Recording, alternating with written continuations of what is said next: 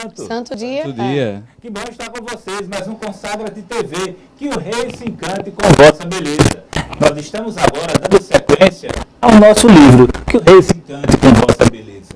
Que beleza é essa? Dessa vez é a beleza de seminarista. Trouxemos hoje um convidado especial, Iago Carvalho de Souza, ele seminarista diocesano, que vem a brilhantar o nosso programa com as considerações que o Rei se encante com vossa beleza. Você que está nos assistindo, prestem atenção. Nossa Senhora, ela ama muito os seminaristas. Mas o seminário começa como uma grande casa, que é o seminário maior, o seminário menor.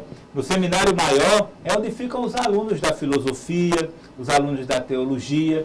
Aqui em Natal nós temos o propedêutico, onde ficam aqueles ainda que estão iniciando a sua caminhada. Lá no seminário, nossos seminaristas, eles recebem uma atenção especial para um crescimento, por exemplo, em 4 dimensões. Na dimensão espiritual, eles têm orações, eles têm missa, práticas devocionais. Também na dimensão intelectual, nós temos a faculdade do Heitor Araújo Salles, que dá todo o apoio à formação intelectual dos nossos queridos seminaristas. Temos também a dimensão comunitária, a qual onde eles vivem uma vida fraterna, uma vida comunitária, uma grande comunidade de irmãos que juntos seguem para Jesus.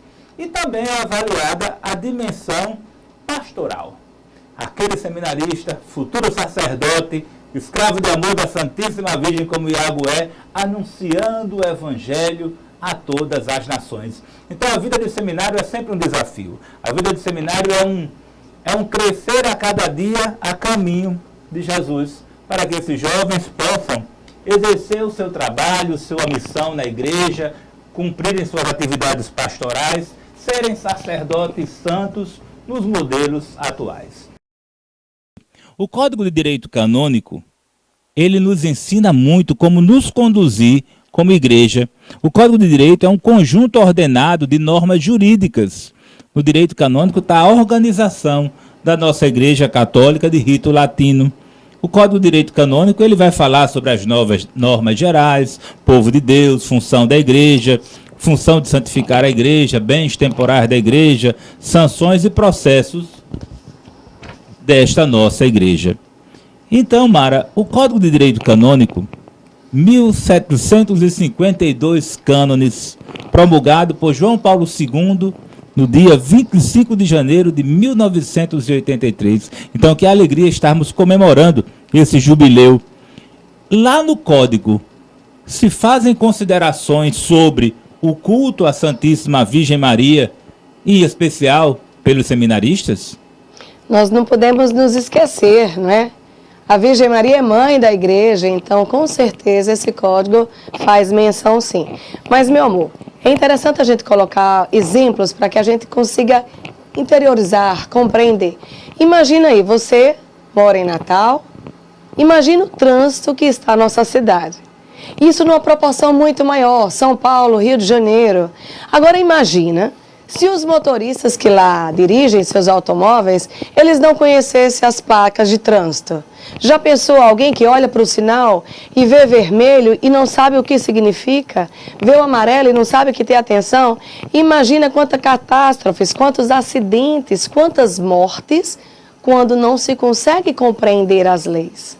Então veja, se você vai tirar hoje a sua carteira de habilitação de motorista, você tem que estudar. Estudar o quê? Os códigos de trânsito, as leis do trânsito, não é assim? Porque quando você conhece, você consegue compreender quais são os seus direitos, quais são os seus deveres. Eu não sei se você já é um motorista, mas com certeza você é um fiel. E como é que você vai se comportar no meio da sua igreja? Como é que você vai se portar diante de um bispo? Como é que um bispo vai se portar diante de um padre e os leigos? Então, isso tudo está arrumado. Arrumado aonde? No livro, o Código de Direito Canônico. Hoje os fiéis até que têm suas Sagradas Escrituras, graças a Deus está um tempo cada vez mais que se faz campanha pelo catecismo da igreja, Mas é importante que nós também tenhamos um entendimento do que significa esse nosso livro, o Código de Direito Canônico, não é?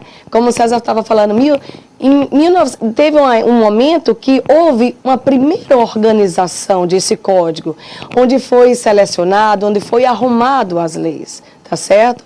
Mas em 1983, o nosso Papa, né, amado, que está próximo a ser santo, ele promulgou esse código, ele arrumou, ele organizou, João Paulo II.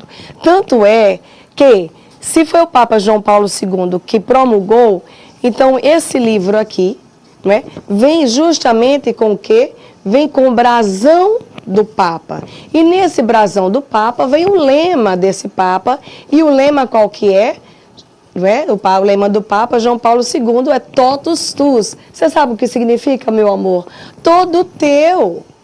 Era justamente isso que João Paulo II tanto dizia. Senhor Jesus, eu sou todo teu pelas mãos virginais de Maria Santíssima.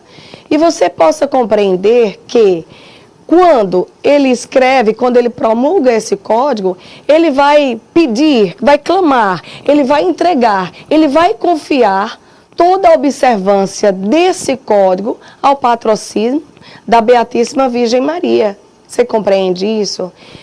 Esse código, ele consagra a Virgem Maria para que seja ela a estar junto com os fiéis, com os padres, para que eles possam observar, tá certo? Então, o Código de Direito Canônico, ele vai mostrar como é que os padres, os bispos, mais uma vez, como é que os leigos, como é que os consagrados, eles devem se comportar. E para cada um destes, não é? Ele vai dar as diretrizes. Você compreenda bem. A Virgem Maria é a mãe da igreja. Então ninguém melhor do que ela para fazer que com os filhos, seus filhos adotivos, sigam cada vez mais os passos do seu filho Jesus Cristo. Então Nossa Senhora, ela está penetrada totalmente nesse código, fazendo cada vez mais que as pessoas possam aderir, não é, a esse segmento. Então a espiritualidade mariana, ela deve revestir todos aqueles que devem dar seguimento ao caminho de Jesus, que é verdade, para nós. Tudo bem? Então, compreenda só. Dentro desses livros, existem os títulos, e dentro desses títulos tem um papel que é direcionado aos clérigos. Só que a igreja compreende que existe, antes de alguém chegar ao ser padre, né, a outro Cristo, ele vai passar pelo seminário. E aí sim o Código de Direito Canônico também vai me dar orientações de como os seminaristas devem se comportar. Eu não sei, meu amor, se você está em casa, se você de repente tem um chamado vocacional a ser padre, e talvez você esteja dentro do seu coração. Eu amo tanto a Virgem Maria, ela me leva tanto para o Senhor, as virtudes da Virgem Maria impulsionam meu desejo de dar o sim. E talvez você esteja em casa pensando, meu Deus, será que quando eu chegar no seminário, eu vou ter que abdicar da minha devoção à Virgem Maria? Eu vou ter que deixá-la do lado de fora? Não, meu amor. Isso é um engano satânico, pensar que seminarista vai deixar de amar Nossa Senhora. Pelo contrário. Que beleza, que maravilha quando vemos os padres que desejam e têm um ardente ensejo de santidade, são aqueles padres que guardaram a Virgem Maria dentro de si e que por isso eles exalaram cada vez mais esse desejo de uma busca sedenta por Deus. Então, você busque ter o seu Código de Direito Canônico, que você vai encontrar, né, no cânone 276, algo que vai ser e fazer parte da formação dos padres. Ou seja, você ainda quando está no seminário, ele vai dizer assim: sejam incentivados o culto à bem-aventurada Virgem Maria, também pelo rosário mariano, a oração mental e outros exercícios de piedade, com os quais os alunos adquirem o espírito de oração e coragem e firmeza em sua vocação. E a água é um exemplo disso. Como o seu desejo de amar cada vez mais a Virgem Maria tem feito ele crescer nesse seminário. Mas ele vai colocar também aqui nesse código relações de como os padres devem amar a Virgem Maria, de como os padres devem guardar as suas devoções particulares, mas ao mesmo tempo, guardar no que eu estou falando, no sentido de conservar, mas transbordar para as outras pessoas, não é? Nem todas as devoções são conhecidas de todos, mas tem devoções que alguns padres conhecem e outras não. Eu sou super grata ao padre Nazareno, que hoje é o reitor do nosso seminário. Quando eu desejei me consagrar à Virgem Maria, ele conhecia essa consagração, ele tinha feito essa consagração e ele me apontou o caminho de como chegar a essa consagração. Como esse direito de Código Canônico também vai colocar como os leigos devem se portar com a Virgem Maria, né? Como os padres devem se portar. Houve um dia que João Paulo II escreveu uma carta para as famílias monfortinas e ele dizia que tinha receio justamente de se entregar a Nossa Senhora com medo de quê? Que esse amor à Virgem Maria diminuísse o amor a Jesus. Mas quando ele leu o Tratado da Verdadeira Devoção, ele compreendeu que não. Quanto mais se ama Nossa Senhora, mais vai em busca do seguimento de Jesus. Então nós podemos compreender muito bem que o Código de Direito Canônico vai nos atestar, vai dizer que é permitido amarmos a Virgem Maria com um culto de hiperdulia, que nós devemos estar atentos às solenidades que está e faz referência à Virgem Maria, como dias também de preceito, dia da Mãe de Deus, dia da Imaculada Conceição, dia da Anunciação. O Código de Direito Canônico vai nos mostrar os lugares sagrados, como nos comportar, vai falar sobre os sacramentos. Então, meu irmão, se você ainda não tem esse Código de Direito Canônico, busque adquirir. Pela internet você pode baixar também, mas vai ser um auxílio e um grande auxílio no seu seguimento a Jesus. Que o rei se encante com vossa beleza de seminário. Seminarista Iago Carvalho, que veio hoje nos abrilhantar neste programa. Ele que participou da Jornada Mundial da Juventude no ano passado, que tinha como tema Ide e fazei discípulos entre todas as nações. Neste contexto, a igreja fomenta, clama para que os jovens se aproximem da igreja, que os jovens possam se aproximar da igreja, possam vir ao centro da igreja. Cada vez mais jovens no mundo inteiro se dedicam, se lançam a entregar as suas vidas no sacerdócio. Interessante que aumentou o número de sacerdotes diocesanos. Nos últimos 20 anos, houve um aumento de 55%. E as vocações de seminaristas fomentam e crescem cada vez mais na Ásia e na África. Com certeza, daqui a algum tempo, teremos mais orientais e africanos trazendo o corpo de Cristo para nós. Essa igreja que diminui em número de fiéis, aumenta as vocações a cada dia. Então, Iago, você que participou da Jornada Mundial da Juventude, você que é um jovem bonito, é um jovem que vive, é um jovem alegre, mas como você sentiu esse chamado para ser padre? Então, boa tarde, César, boa tarde, Mara, boa tarde a todos que nos assistem. Esse chamado eu senti quando eu tinha 7 anos, quando eu estava ainda trabalhando como coroinha, lá na paróquia de São João Batista, hoje na Vila de Ponta Negra, e eu senti uma vontade de ter um padre somente para a Vila de Ponta Negra. Eu achava que, como o padre atendia as outras comunidades, achava que eu deveria ser o padre para aquela comunidade. Então eu fiquei pensando, por que não? Por que não? Então me coloquei em oração, pedi o auxílio divino, pedi muito a Nossa Senhora que me auxiliasse, que me iluminasse, era realmente aquilo que eu queria. Então, um certo dia, em oração, pedindo muito a Deus e à Virgem Maria, recebi o chamado, recebi a confirmação de que eu seria mesmo um sacerdote. Estou agora no caminho, no seminário, estou no 2º ano de filosofia, 3º ano de seminário, né, caminhando e pedindo a Deus que me ilumine cada vez mais nesta caminhada sacerdotal. Então, vocês que nos assistem, que o rei se encante com vossa beleza de seminário. Então, Iago, nesse chamado que teve, ele deu o seu sim. O Papa Francisco, nesse momento, ele coloca que o chamado a Deus é como um casamento, é uma coisa séria, é casar-se com a igreja, desposá-la como sua esposa. É uma escolha séria, é uma escolha séria na vida.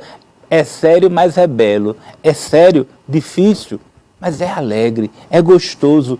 Então, Iago, como proceder, como se conduzir, como foi esse chamado nesse tempo de seminário? Recordando um pouco também da jornada, o Papa Francisco, na missa, que ele também estive presente, ele nos recordava a nunca esquecer o primeiro amor. Então, eu nunca me esqueço daquele dia em que rezei da minha primeira confissão, da minha crisma, da minha primeira Eucaristia, e sentisse como proceder nesse chamado. Primeiro lugar, colocar-se em oração. É o primeiro passo de tudo, em tudo na vida. Agora, é claro, especialmente no chamado. Colocar-se em oração, colocar-se à vontade de Deus. Santo Afonso, um grande santo em minha vida, na minha vida vocacional, sempre colocava suas vontades na vontade de Deus. Então, eu sempre tive isso em mente, colocar na vontade de Deus. Então, o melhor proceder para aquele que quer ser padre, para você que está me vendo, para você que sente aquele desejo. Às vezes tem vergonha, não quer falar ao seu pai, à sua mãe, ou até mesmo à sua comunidade, até mesmo você não quer assumir, não quer colocar para fora. Coloque-se em primeiro lugar em oração. Colocando-se em oração, você poderá participar dos encontros vocacionais, você verá que você vai começar a se abrir, a se aceitar como um vocacionado de Cristo na sua igreja. E é claro, participando dos encontros vocacionais de nosso seminário, que acontece todo terceiro sábado, lá no Seminário de São Pedro, você poderá ser acompanhado melhor pela pastora vocacional e pelo reitor do seminário. Se for da graça de Deus e da vontade da Virgem Maria, ingressará no seminário, onde fará mais ou menos 9 anos e meio de formação.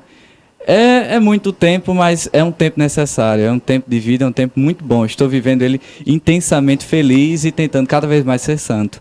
Mas sempre se colocando em oração, em gesto de humildade, em gesto de obediência àquele que nos chamou. Porque Cristo, já Cristo nos chama não somente pela nossa aparência, pelo nosso estado de vida, pelos nossos dons, mas por aquilo que nós temos a dar, por aquilo que nós temos a oferecer à sua igreja. Seja uma palavra, seja um gesto, seja vida, seja uma vida de santidade, assim como a Virgem Maria também se entregou no início da Santa Igreja e se entrega até hoje. Na igreja atual, os padres, a igreja busca padres, freiras, religiosos alegres, felizes. Vamos dizer que alegres no anúncio deste evangelho. Essa igreja de hoje, ela quer padres com uma formação sólida. Ao mesmo tempo, ele espera padres bem formados, mas também ele espera uma transparência na igreja, uma verdade no ministério. E o Papa Francisco, ele é um modelo assim ideal para que nós enxergarmos nele aquilo que nós esperamos de cada sacerdote.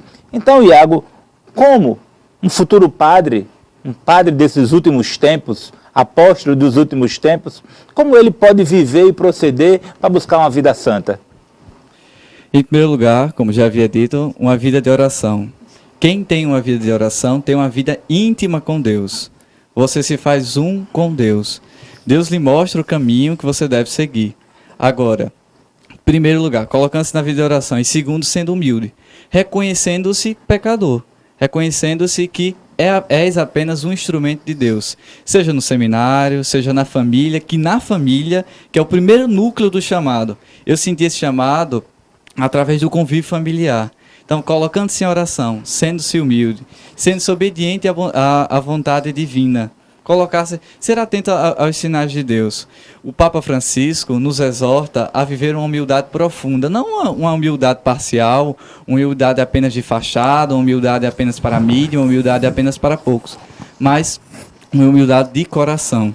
Me recordava, quando escrevia o artigo Vida de Seminário, de como seria este elo da humildade de seminário com a humildade vivida por um futuro sacerdote.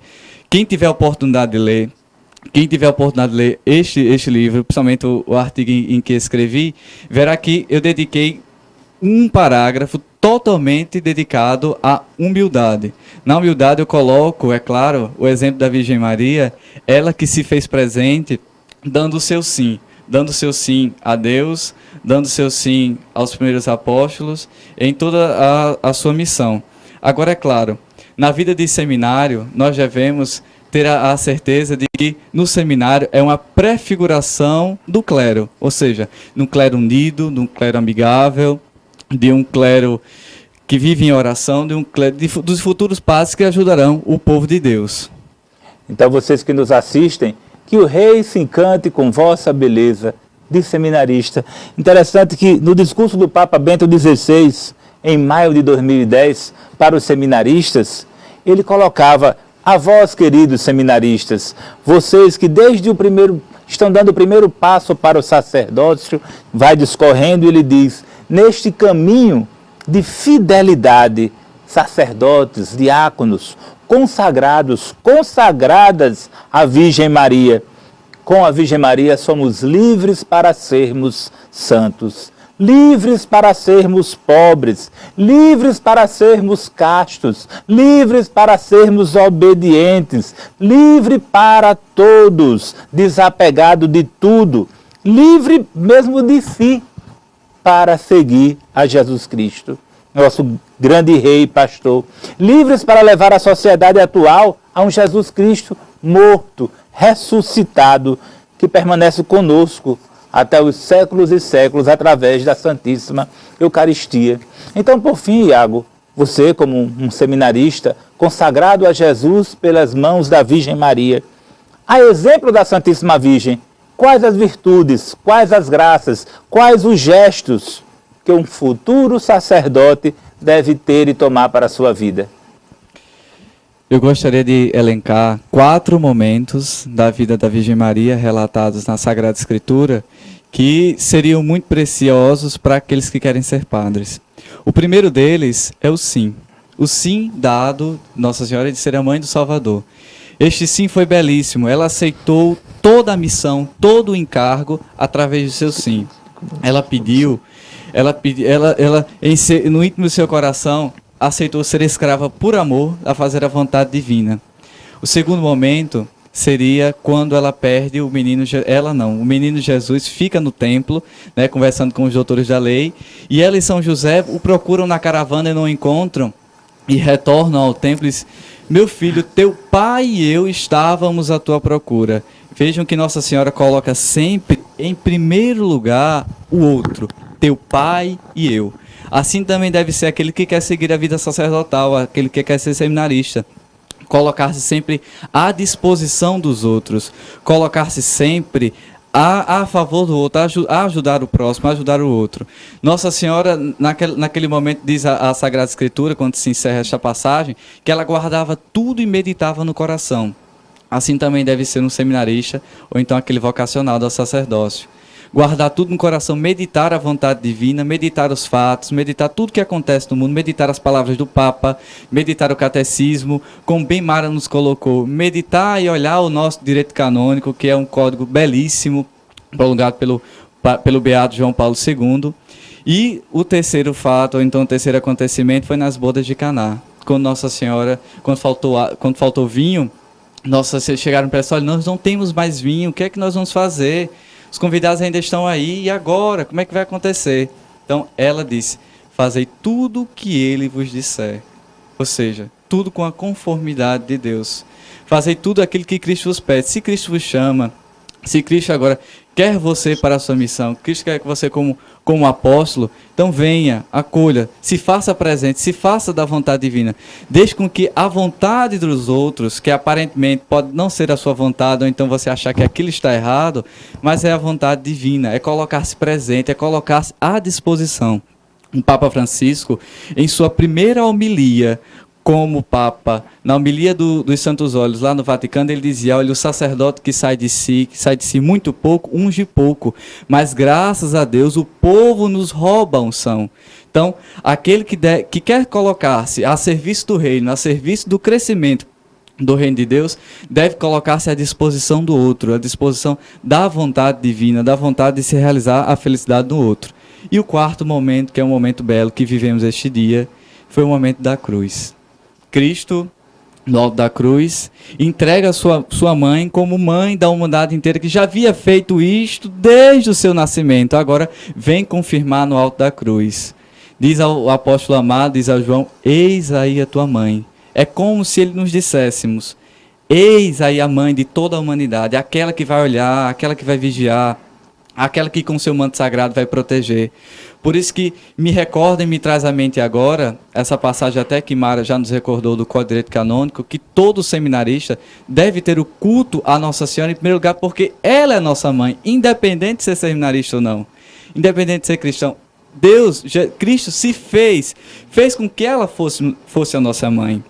Por isso que este momento belíssimo no alto da cruz é de um significado tremendo, porque a dor que Nossa Senhora sentia, a dor que Nossa Senhora sentiu naquele momento em ver o seu filho lá todo crucificado, ensanguentado, mas ela tinha a certeza que ele estava cumprindo a vontade de Deus, cumprindo a vontade daquele que o chamou. Por isso que Cristo diz muito em suas passagens, quem quiser pode até analisar, fazer uma exegese melhor, Cristo coloque, é bem enfático, eu não vim fazer a minha vontade, sim, mas a vontade do Pai. Esta deve ser a nossa vontade, esta deve ser a vontade de você, meu irmão, que está querendo ser sacerdote. Entregue-se a uma vida de oração, entregue-se a uma vida humilde, entregue-se a uma vida de obediência. E agora, é claro, também não poderia deixar de falar que às vezes é colocado como ponto de empecilho, que para mim, e tenho a plena certeza que para os meus irmãos de seminário não é a vida celibatária. A exemplo de Cristo, nós seminaristas somos celibatários, os sacerdotes são celibatários. Mas por que essa vida celibatária? Essa vida celibatária é uma entrega de amor ao reino de Deus, uma prefiguração daquilo que viveremos daqui a alguns, não posso dizer antes, que não tenho a certeza de quando isso acontecerá. Mas quando Cristo virá, não haverá mais necessidade de constituir-se em matrimônio, e sim no amor íntegro, pessoal, a Deus. Somente a Deus. Por isso, César, que até eu queria deixar aqui 2 recados, um importante e outro importantíssimo. O recado importante seria que rezem por nós seminaristas. Se querem sacerdotes santos, se querem sacerdotes que estejam com o povo de Deus em suas dificuldades, que possam dar palavras amigáveis, então rezem por nós. Rezem por nós para que sejamos instrumentos de Deus, para que em nossos estudos, que são muitos, viu? Para quem quiser ser padre, vá logo gostando de estudar, porque estudamos bastante, são 9 anos e meio de formação, com estudo intenso. Então eu peço que rezem para que nós sejamos sacerdotes santos. E outro, muito importante também, não deixaria de ser, seria a campanha do nosso seminário, que é uma campanha que ajuda a formar os futuros sacerdotes. Como o César já havia bem falado, no Seminário Maior, nós temos 46 seminaristas sendo formados através desta campanha aqui. DOI, que é uma campanha colocada, agora foi até revitalizada pelo nosso reitor, os 95 anos de seminário, que através da campanha da COSERN, você pode contribuir ou com R$5, com R$2, o valor, você quem sabe. Você contribui e através quando você for lá pagar a sua conta, já vem descontado aquilo que você quer contribuir para o nosso seminário. Mas, Iago, como é que eu faço para contribuir com o seminário? Eu quero contribuir, além das minhas orações, eu quero contribuir com vocês lá no seminário. Então, o que é que vocês vão fazer? Pode ir até o seminário, ou então procurar qualquer secretaria paroquial, que lá já tem o folderzinho, preenche e já é encaminhado ao nosso seminário. Mas aquilo que eu disse por primeiro é o mais importante, a oração pelos futuros sacerdotes. Eu tenho 2 anos e meio como seminarista, ainda me restam 7 anos e meio. Então, necessito a mim, como da minha turma e também do seminário, das vossas orações, das vossas preces e da vossa ajuda amigável.